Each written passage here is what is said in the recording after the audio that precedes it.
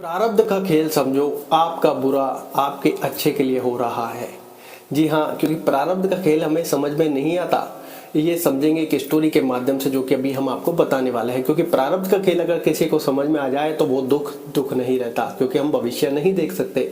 प्रारब्ध हमारे बारे में सब कुछ जानता है, भविष्य वक्ता हमारे बारे में सब कुछ जानता है, हमारे करुणा निदान प्रभु हमारे बारे में सब कुछ जानते हैं। क्या हमारे लिए अच्छा है, क्या हमारे लिए खराब है, कौन सी संघर्ष की घड़ी में वो उतारते हैं, उसके बाद हमें किस तरीके का बनाते हैं। ये सब प्रभु की माया है, क्योंकि हमारे प्रभु मायापति हैं।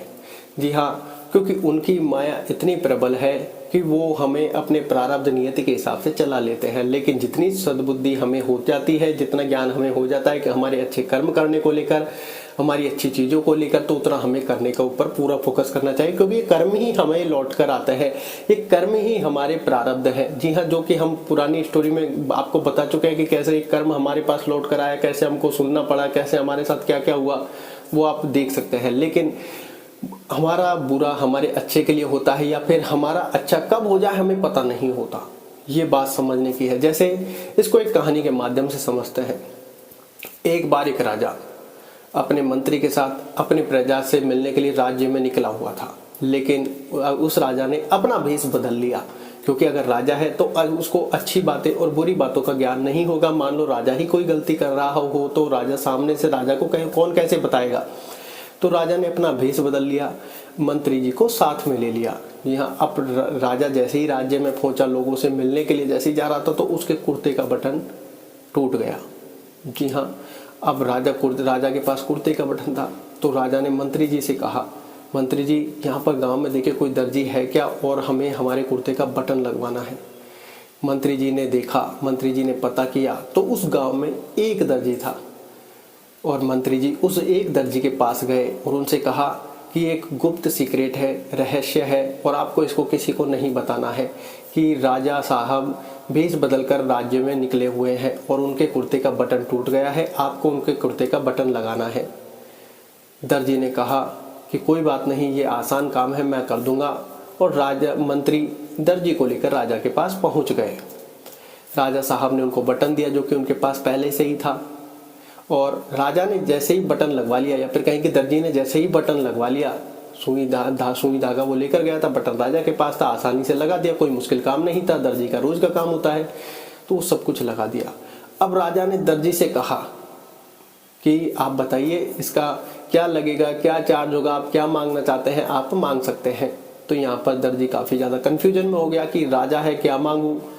तो मंत्री ने मतलब दर्जी ने खूब सारा विचार किया। खूब सारे विचार के बाद उसने सोचा कि 2 रुपये मांग लेता हूँ, कि राजा से 2 रुपये मांग लेता हूँ। लेकिन तुरंत ही उसके मन में दूसरा विचार आया कि अगर आपने राजा से 2 रुपये मांग लिए, तो राजा प्रजा के लिए निकला हुआ है, अच्छे बुरे का ज्ञान के लिए।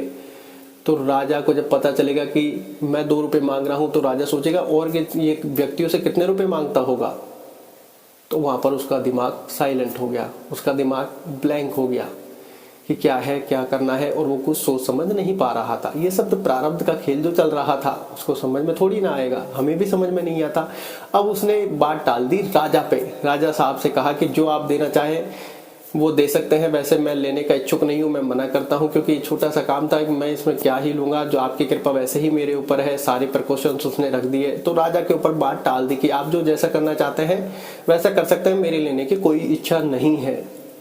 जी हाँ, अब बात राजा पर आ गई। अब राजा संकोच में फंस गया कि इसने बात मेरे ऊपर टाल दी। अगर मैंने इसको इतना सा दिया और इसने गांव में कह दिया, या फिर कहीं ना कहीं बातें अगर घुमा दी, तो राजा की बड़ी बदनामी होगी। अब राजा के पास विचार चलने लग गए। तो राजा ने मंत्री जी से कहा, मंत्री जी इसको 2 गांव दे दिए जाए।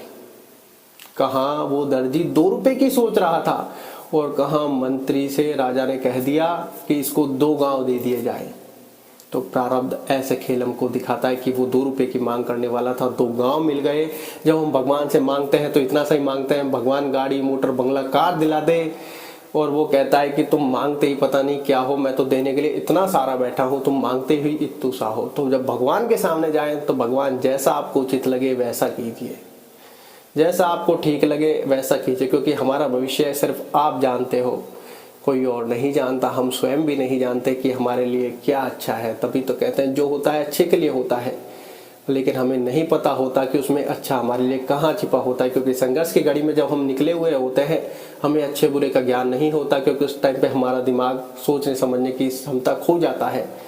जी हाँ, तो समझने वाली बात ये थी कि हम मांगे क्या, और जब नहीं समझ में आए तो नहीं मांगना चाहिए। और जब हम त्रिलोकपति के सामने जाते हैं, भगवान के सामने जाते हैं, या फिर कहीं कि भगवान से कहीं पर भी अरदास लगाते हैं, तो हम उससे सिर्फ यही चीजें मांगते रह जाते हैं, जो कि एक तुच्छ चीज है। कि सामने वाले से तुम मांगोगे क्या, वो तो तीनों लोगों का स्वामी है, तो उससे मत मांगो। वो जो जितना देगा उतना हम संभाल भी नहीं पाएंगे। जी हाँ, तो जो होता है अच्छे के लिए होता है। प्रारब्ध हमसे सब कुछ करवा लेता है।